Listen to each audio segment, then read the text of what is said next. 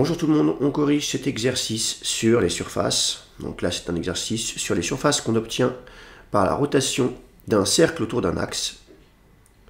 Donc on va rechercher l'équation paramétrique d'un tore et l'équation cartésienne de ce même tore.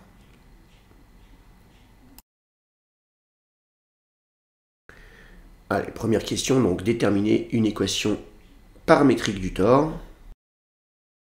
Il nous faut d'abord une équation paramétrique du cercle contenu dans le plan x, o, z de centre A et de rayon R.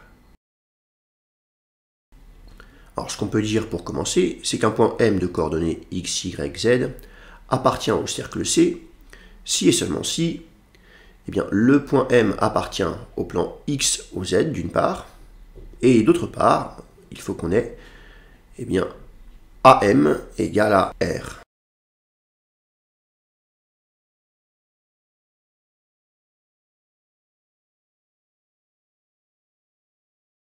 M appartient à x, o, z, donc y égale 0.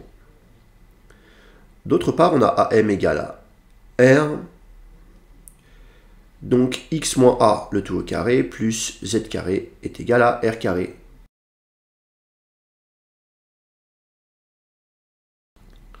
Or, si x moins a le tout au carré plus z carré égale à r carré, eh bien ça signifie qu'il existe un réel u appartenant à l'intervalle fermé 0 de pi, vérifiant x moins a est égal à r cos u et z est égal à r sin u.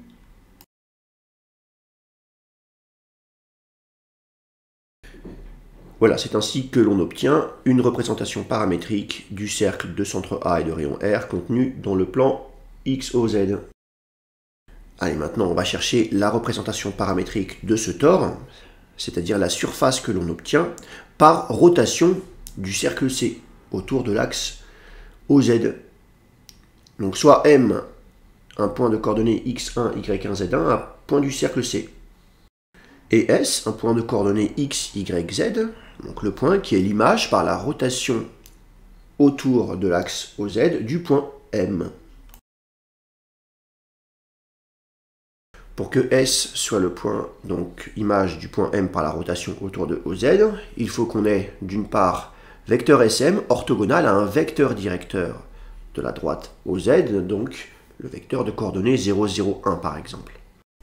Deuxième condition, eh bien, il faut que la distance du point M à la droite OZ eh bien, soit égale à la distance du point S à la droite OZ.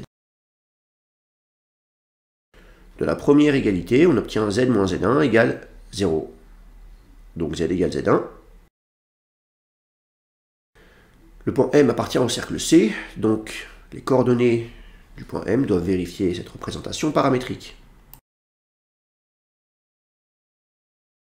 La distance du point M à la droite OZ qui passe par le point O nous est donnée par la norme du produit vectoriel de OM par le vecteur donc, de coordonnées 0, 0, 1, le vecteur directeur de la droite OZ, divisé par la norme de ce même vecteur, donc le vecteur de coordonnées 0, 0, 1. Donc ceci doit être égal à la norme du produit vectoriel de SM par le vecteur de coordonnées 0, 0, 1 est divisé par la norme de ce vecteur de coordonnées 0, 0, 1. Donc je ne vais pas diviser par les normes puisque je le fais à gauche et à droite. Alors la dernière égalité me donne x1 carré plus y1 carré égale à x carré plus y carré.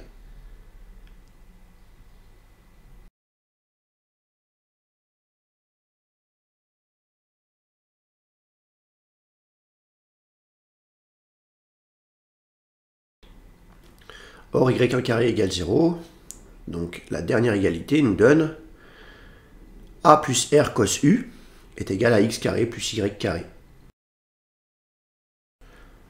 On sait d'autre part que z1 est égal à r sin u, donc z est égal à r sin u.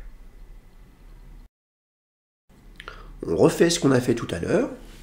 Si x carré plus y carré est égal à a plus r cos u le tout au carré, alors ça signifie qu'il existe un réel v appartenant à l'intervalle fermé 0 de pi qui vérifie Donc x est égal à a plus r cos u, le tout multiplié par cosinus v. Et y est égal à a plus r cos u, le tout multiplié par sinus v.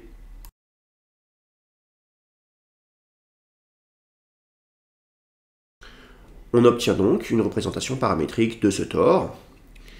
X est égal à a plus r cos u, le tout multiplié par cos v. Y est égal à a plus r cos u, le tout multiplié par sin v. Et y est égal à r sinus u.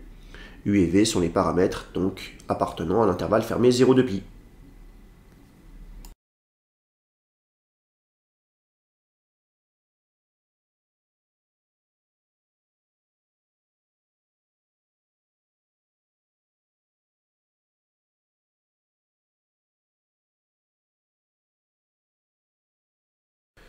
Deuxième question, déterminer une équation cartésienne du tore sigma.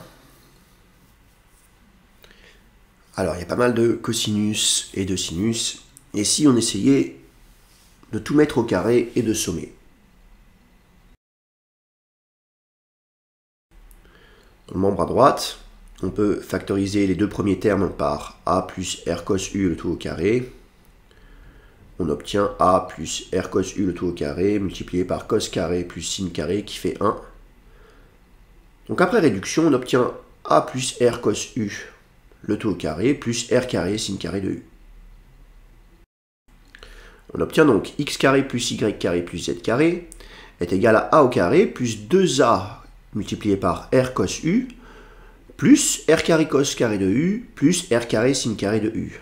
Ça nous donne donc a carré plus 2a multiplié par r cos u plus r carré. On obtient donc x carré plus y carré plus z carré moins a carré moins r carré est égal à 2 fois a fois r cos u. On va mettre au carré à gauche et à droite. À droite, on obtient 4a carré r carré cos carré de u, c'est-à-dire 4a carré facteur de r carré moins r carré sin carré de u. Et je vous rappelle que r sin u, c'est z. On s'est débarrassé de tous les paramètres. On obtient donc une équation cartésienne de la surface sigma.